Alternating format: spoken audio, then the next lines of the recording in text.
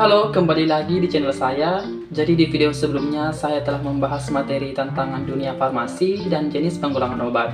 Nah, di video kali ini saya edukasi seputar dunia wawasan ilmu farmasi dengan materi mekanisme kerja obat dalam tubuh.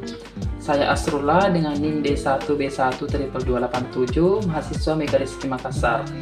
Video edukasi ini saya buat guna memenuhi tugas wawasan ilmu farmasi. Suatu obat yang diminum per oral akan melalui 3 fase. Yang pertama ada farmaseutik, farmakokinetik, dan farmakodinamik. Agar kerja obat dapat terjadi, terdiri dari 4 proses, yaitu absorpsi, distribusi, metabolisme, dan ekskresi. Yang pertama, absorpsi obat. Proses absorpsi obat terjadi di tempat pemberian obat, baik itu secara lokal, misalnya dalam lambung, contohnya obat antasida penetral asam lambung. Yang kedua dalam kulit atau sediaan topikal di dinding pembuluh darah kapiler di sekitar anus atau batu asir, atau secara sistemik, yakni di lambung atau usus. Obat yang diberikan secara intravena, maka obat tidak mengalami absorpsi, namun langsung terdistribusi ke darah.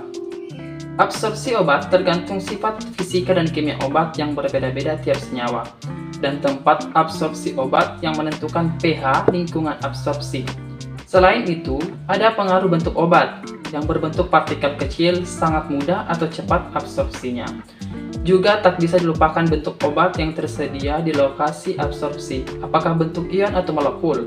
Hanya obat dalam bentuk molekul yang akan mengalami absorpsi, karena bentuk molekul yang larut dalam lipid akan mudah menembus membran tubuh tempat absorpsi obat.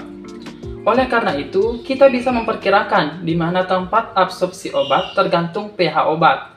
Obat bersifat asam seperti asetosal, contohnya aspirin, ibuprofen, asam fenamat, pasti akan mengalami absorpsi di lambung, bukan di usus. Sebabnya adalah dalam lambung yang bersuasana asam, obat-obat asam akan mengalami bentuk molekul yang lebih banyak dibandingkan bentuk ionnya. Distribusi obat. Setelah obat mengalami absorpsi, maka obat akan berada dalam darah, siap mengalami proses selanjutnya yakni distribusi. Obat dari tempat absorpsinya akan didistribusikan ke sirkulasi sistemik. Selain itu, obat akan didistribusikan ke reseptor tempat kerja obat. Di reseptor terjadi ikatan obat dengan reseptornya, layaknya gembok dan kunci yang saling pas, sehingga obat mempengaruhi reseptor dan timbul khasiat obat. Khasiat suatu obat tidak terjadi selamanya, artinya memiliki waktu kerja obat yang tertentu dan terbatas, yang merupakan akibat adanya pengakhiran kerja suatu obat karena adanya proses metabolisme dan ekskresi. Metabolisme obat utamanya terjadi di hati atau hepar dan ginjal. Metabolisme adalah proses biotransformasi suatu struktur obat oleh enzim hepar dan ginjal. Hati merupakan tempat utama untuk metabolisme. Kebanyakan obat diinaktifkan oleh enzim-enzim hati dan kemudian diubah atau ditransformasikan oleh enzim-enzim hati menjadi metabolit inaktif atau zat yang larut dalam air untuk diekskresikan. Tetapi, beberapa obat ditransformasikan menjadi metabolit aktif, menyebabkan peningkatan respon farmakologi. Penyakit-penyakit hati seperti sirosis, hepatitis mempengaruhi metabolisme obat. Metabolisme dan eliminasi mempengaruhi waktu paru obat. Contohnya, pada kelainan fungsi hati atau ginjal, waktu paru obat menjadi lebih panjang dan lebih sedikit obat di metabolisme dan dieliminasi. Jika suatu obat diberikan secara terus-menerus, maka dapat terjadi penumpukan obat.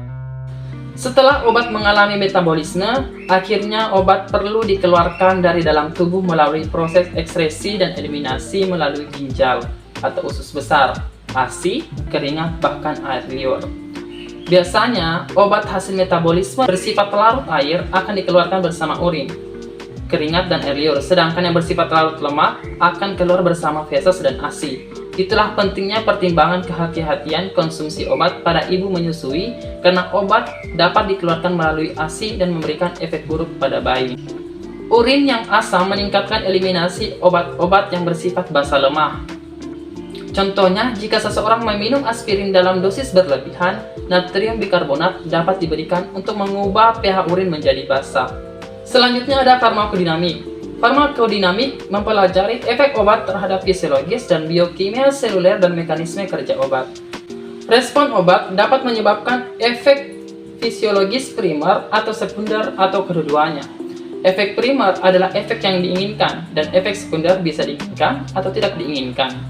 Salah satu contoh dari obat dengan efek primer dan sekunder adalah Benadryl, suatu antihistamin. Mula, puncak, dan lama kerja. Mula kerja dimulai pada waktu obat memasuki plasma dan berakhir sampai mencapai konsentrasi efektif minimum. Sedangkan puncak kerja terjadi pada saat obat mencapai konsentrasi tertinggi dalam darah atau plasma. Lama kerja adalah lamanya obat mempunyai efek farmakologis. Beberapa obat menghasilkan efek dalam beberapa menit, tetapi yang lain dapat memakan waktu beberapa hari atau jam. Kami perlu untuk memahami hubungan antara respon waktu dengan pemberian obat. Jika kadar obat dalam plasma atau serum menurun di bawah ambang, maka ini berarti dosis obat yang memadai tidak tercapai. Kadar obat yang terlalu tinggi dapat menyebabkan toksisitas. Mungkin itu saja yang sempat saya sampaikan pada kesempatan kali ini mengenai obat dan penggolongan obat dan mekanisme kerjanya. Semoga di video ini bermanfaat bagi kita semua. Jangan lupa like dan subscribe. Sampai jumpa di video berikutnya. Assalamualaikum warahmatullahi wabarakatuh.